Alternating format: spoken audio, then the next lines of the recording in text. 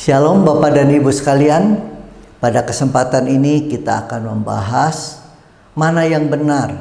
Apakah pre-tribulation, mid-tribulation, atau post-tribulation. Bapak Ibu sekalian, istilah-istilah tersebut itu berkaitan dengan waktu pengangkatan. Jadi konsep pre-tribulation menjelaskan bahwa anak-anak Tuhan akan diangkat sebelum masa penganiayaan. Jadi sebelum masa penganiayaan terjadi, anak-anak Tuhan telah diangkat terlebih dahulu. Kemudian mid-tribulation menjelaskan bahwa anak-anak Tuhan akan diangkat saat pertengahan penganiayaan. Artinya anak-anak Tuhan akan mengalami penganiayaan, tapi tidak sampai keseluruhan penganiayaan tersebut karena di pertengahan anak Tuhan telah diangkat. Sedangkan post-tribulation menjelaskan bahwa anak-anak Tuhan atau gereja akan diangkat di akhir masa penganiayaan. Artinya mereka akan mengalami keseluruhan masa penganiayaan. Sebenarnya selain 3 konsep tersebut, ada yang keempat, yaitu pre-wet tribulation, di mana di konsep ini dikatakan bahwa anak-anak Tuhan atau gereja akan diangkat setelah masa penganiayaan, tapi sebelum masa murka Allah. Bapak Ibu sekalian, mengapa bisa terjadi banyak penafsiran berkaitan dengan waktu pengangkatan? Salah satu sebabnya adalah karena banyak yang menganggap bahwa masa tribulasi itu sama dengan masa cawan murka. Ya, artinya masa penganiayaan itu termasuk masa cawan murka. Di konsep yang keempat, yang pre-wet tribulation, memang dibedakan. Ada masa aniaya, ada juga masa murka Allah. Namun tidak dengan jelas disampaikan kapan masa aniaya, atau tidak jelas dibedakan yang mana masuk masa penganiayaan, yang mana masuk masa cawan murka Allah. Itu sebabnya dari keempat konsep tersebut, konsep pre-wet tribulation termasuk yang kurang populer. Dan yang paling populer adalah konsep pre-tribulation, artinya anak-anak Tuhan akan diangkat sebelum terjadi masa penganiayaan, di mana mereka mendasarkan konsep ini pada ayat di Roma 5 ayat 8 yang mengatakan bahwa kita pasti akan diselamatkan dari murka Allah. Ya, jadi anak-anak Tuhan akan diselamatkan dari murka Allah, artinya anak-anak Tuhan tidak akan mengalami murka Allah.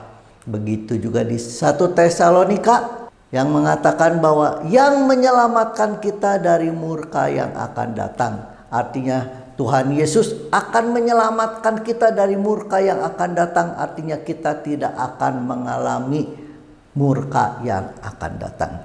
Bapak Ibu sekalian, di video mengenai susunan baru kitab Wahyu dijelaskan bahwa jika kita ingin mempelajari akhir zaman, maka kitab Wahyu adalah kitab yang katakanlah mutlak untuk kita pelajari. Karena kitab Wahyu menjelaskan sangat banyak hal-hal yang berkaitan dengan akhir zaman. Begitu juga jika kita ingin tahu kapan pengangkatan tersebut terjadi. Apakah sebelum penganiayaan, di tengah penganiayaan, atau di akhir penganiayaan.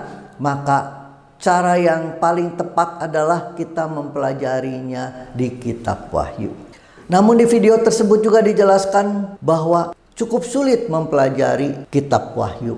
Artinya kitab Wahyu adalah kitab yang sulit untuk dimengerti. Mengapa kitab Wahyu sulit dimengerti?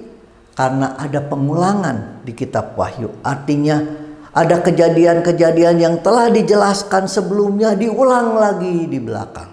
Pengulangan-pengulangan ini yang menyebabkan kitab Wahyu itu secara waktu tidak berurutan dari awal sampai akhir. Karena ada kejadian yang di akhir diulang di awal, begitu juga kejadian awal diulang lagi di bagian akhir. Mengapa terjadi pengulangan? Karena Rasul Yohanes menerima 2 kali penglihatan. Pengulangan-pengulangan terjadi antara lain yang berkaitan dengan 144.000 suku-suku Israel yang diangkat. Kemudian yang berkaitan dengan pengangkatan juga yang berkaitan dengan sangkakala yang adalah sama sebenarnya dengan cawan murka Allah. Bila kita gabungkan hal-hal yang sama tersebut, jadi penglihatan, misalnya penglihatan pertama kita gabung dengan penglihatan kedua, begitu juga yang 144.000 suku-suku Israel kita gabungkan, pengangkatan sangkakala cawan murka kita gabungkan, maka diperkirakan bahwa waktunya akan berurutan dari awal hingga akhir. Karena itu susunan kitab Wahyu akan menjadi seperti ini Bapak Ibu sekalian, dimulai dari penglihatan Yohanes, kelahiran Tuhan Yesus, surat untuk 7 jemaat, Matius 1-7, penjelasan lanjutan 7 cawan murka, kerajaan 1000 tahun, penghukuman terakhir, dan langit, bumi, dan Yerusalem baru. Ya, di mana susunan ini diperkirakan waktunya berurutan. Karena waktunya berurutan Bapak Ibu sekalian, maka dengan mudah kita akan bisa melihat kapan pengangkatan itu terjadi. Atau dengan kata lain, rapture ini kapan terjadi? Apakah pre-tribulation, apakah mid-tribulation, atau konsep-konsep yang lain. Bapak Ibu sekalian, bila kita pelajari di susunan baru kitab Wahyu, maka dengan jelas disampaikan bahwa masa tribulasi itu berbeda dengan cawan murka Allah. Kemudian di kitab Wahyu terdapat 2 perikop yang menjelaskan mengenai pengangkatan. Di perikop pertama di ayat 13 dan 14 dikatakan bahwa mereka yang diangkat adalah orang-orang yang keluar dari kesusahan besar. Jadi ayat ini menjelaskan bahwa mereka yang diangkat itu adalah mereka-mereka yang mengalami masa penganiayaan, bahkan mengalami masa penganiayaan yang dahsyat, yang seringkali disebut sebagai Great Tribulation. Kemudian di perikop yang kedua yang berkaitan dengan pengangkatan di ayat 2 dan 4 dikatakan bahwa mereka-mereka yang diangkat adalah orang-orang yang telah mengalahkan binatang itu dan patungnya dan bilangan namanya. Artinya mereka adalah orang-orang yang tetap tidak mau menyembah binatang tersebut walaupun mereka harus mati. Kemudian mereka juga orang yang tidak mau menyembah patungnya maupun menerima bilangan namanya. Perikop-perikop ini atau ayat-ayat ini menjelaskan bahwa mereka yang diangkat adalah mereka-mereka yang mengalami masa penganiayaan. Dan hal ini sejalan dengan apa yang Tuhan Yesus jelaskan. Di Matius 24 ayat 9 dikatakan, pada waktu itu kamu akan diserahkan supaya disiksa. Kamu akan dibunuh dan akan dibenci semua bangsa oleh karena namaku. Dan banyak orang akan murtad dan mereka akan saling menyerahkan dan saling membenci. Jadi semua anak Tuhan akan mengalami penganiayaan. Ya, bahkan karena penganiayaan ini begitu dahsyat sehingga banyak yang akhirnya murtad, melepaskan keyakinannya kepada Tuhan Yesus. Di ayat selanjutnya juga dijelaskan sebab pada masa itu akan terjadi siksaan yang dahsyat seperti yang belum pernah terjadi sejak awal dunia sampai sekarang dan yang tidak akan terjadi lagi. Ya, bahkan akan terjadi siksaan dahsyat, yaitu akan terjadi Great Tribulation. Di kitab Wahyu juga dijelaskan Bapak Ibu sekalian, barang siapa ditentukan untuk ditawan, ia akan ditawan. Barang siapa ditentukan untuk dibunuh dengan pedang, ia harus dibunuh dengan pedang. Yang penting di sini ialah ketabahan dan iman orang-orang kudus. Ya, jadi anak-anak Tuhan akan ditawan bahkan dibunuh. Di ayat 15 dikatakan, dan kepadanya diberikan kuasa untuk memberikan nyawa kepada patung binatang itu sehingga patung binatang itu berbicara juga dan bertindak begitu rupa sehingga semua orang yang tidak menyembah patung binatang itu dibunuh. Ya, jadi akan ada satu peristiwa di mana mereka akan dipaksa untuk menyembah patung tersebut, di mana mereka yang tidak mau atau yang menolak akan dibunuh. Di ayat 17, dan tidak seorang pun yang dapat membeli dan menjual. Ya, anak-anak Tuhan yang taat atau yang tidak mau menerima tanda binatang tersebut tidak akan bisa membeli maupun menjual.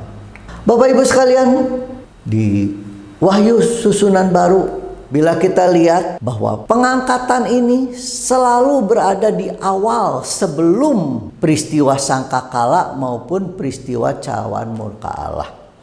Jadi misalnya Bapak Ibu sekalian, di pengangkatan yang pertama itu terjadi sebelum penjelasan mengenai sangkakala yang dijelaskan di Wahyu 8. Demikian juga pengangkatan yang kedua itu tercatat di Wahyu 15, di mana pengangkatan ini terjadi atau dicatat sebelum peristiwa cawan murka Allah yang dibahas di Wahyu 16. Artinya Bapak Ibu sekalian, mereka yang diangkat adalah mereka-mereka yang telah mengalami masa penganiayaan besar maupun masa penganiayaan yang lainnya, di mana peristiwa itu terjadi atau pengangkatan terjadi sebelum masa cawan murka Allah. Artinya Bapak Ibu sekalian, anak-anak Tuhan akan mengalami masa penganiayaan. Sesudah itu akan terjadi pengangkatan. Setelah pengangkatan baru terjadi masa cawan murka Allah.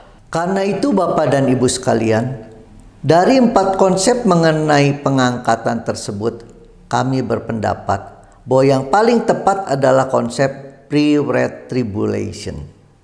Jadi anak Tuhan akan mengalami penganiayaan sampai akhir. Dan sesudah itu diangkat. Sesudah anak-anak Tuhan diangkat, barulah terjadi masa cawan murka Allah. Hal ini Bapak Ibu sekalian sejalan dengan apa yang dituliskan di Roma 5 ayat 8 sampai 9, di mana di sini dijelaskan bahwa kita pasti akan diselamatkan dari murka Allah. Bukan dari penganiayaan, tapi dari murka Allah. Karena sebelum murka Allah telah terjadi peristiwa pengangkatan. Begitu juga di 1 Tesalonika dikatakan bahwa Tuhan Yesus akan menyelamatkan kita dari murka yang akan datang. Jadi Bapak Ibu sekalian, sebagai anak-anak Tuhan, kita semua akan mengalami masa penganiayaan. Namun kita tidak akan mengalami masa murka Allah yang luar biasa dahsyat, yang kedahsyatannya, kengeriannya berkali-kali lipat dibandingkan dengan masa penganiayaan. Karena itu Bapak Ibu sekalian, kita perlu tetap bertahan di masa penganiayaan seberat apapun.